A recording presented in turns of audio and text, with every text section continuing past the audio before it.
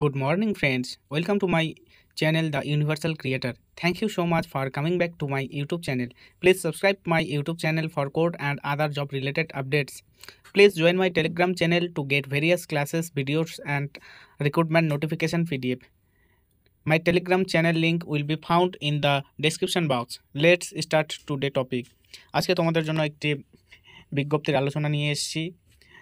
জলপাইগুড়ির তে যে কোর্টের যে নোটিফিকেশন বেরিয়েছে সেটার সে অস্থায়ী নিয়োগের বিজ্ঞপ্তিটি দেখে নেব। দুটো পোস্ট রয়েছে, office assistant cum clerk, receptionist and data entry operator যে একটি পদ রয়েছে সেখানে গ্র্যাজুয়েট, বয়সীমা 18 থেকে 40 এবং অফিস পিয়ন বা মুন্সি এখানে 13,700 টাকা হোনারিয়াম দেওয়া হবে। ম্যাট্রিকুলেশন পাসে নিয়োগ করা হবে এবং হ্যাভিং কম্পিউটার নলেজ লাগবে। এটাও 18 থেকে 40 বছরের মধ্যে যে কোনো ভারতীয় অ্যাপ্লিকেশন করতে পারবে এবং রাজ্যের যারা বাসিন্দা রয়েছেন তারা রাজ্যের যে রিজার্ভেশন সিস্টেমে সেই অনুযায়ী বয়সে ছাড় পাবেন।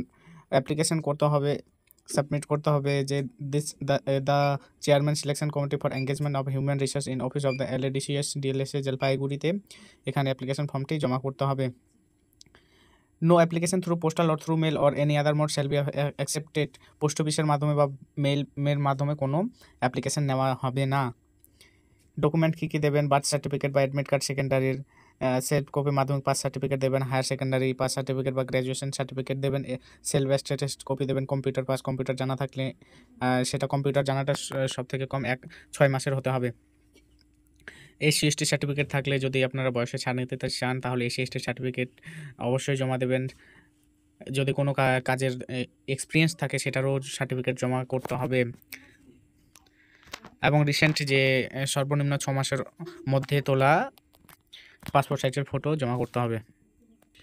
যারা শর্ট লিস্টেড হবেন তাদের ইন্টারভিউয়ের জন্য ডাকা হবে এবং সেটা জলপাইগুড়ি জেলা কোর্টের যে অফিসিয়াল ওয়েবসাইটে হবে। তাদের শর্ট লিস্ট ক্যান্ডিডেটদের নামের লিস্ট পাবলিশ করা হবে। অ্যাপ্লিকেশন ফর্মটি এখানে পেয়ে যাবেন। এখানে অ্যাপ্লিকেশন ফর্ম নাম্বার দিয়ে কোন পদের জন্য অ্যাপ্লিকেশন করছেন সেটা দেবেন, পাসপোর্ট সাইজের ফটো দেবেন এবং যে নেম অফ অ্যাপ্লিক্যান্ট ব্লক লেটারে সেগুলো সমস্ত কিছু ফিল আপ ভালোভাবে করে দেবেন এবং ফর্মটি জলপাইগুড়ি যে জেলা কোর্টের অফিসিয়াল যে অফিস রয়েছে সেখানে গিয়ে জমা করতে পারবেন।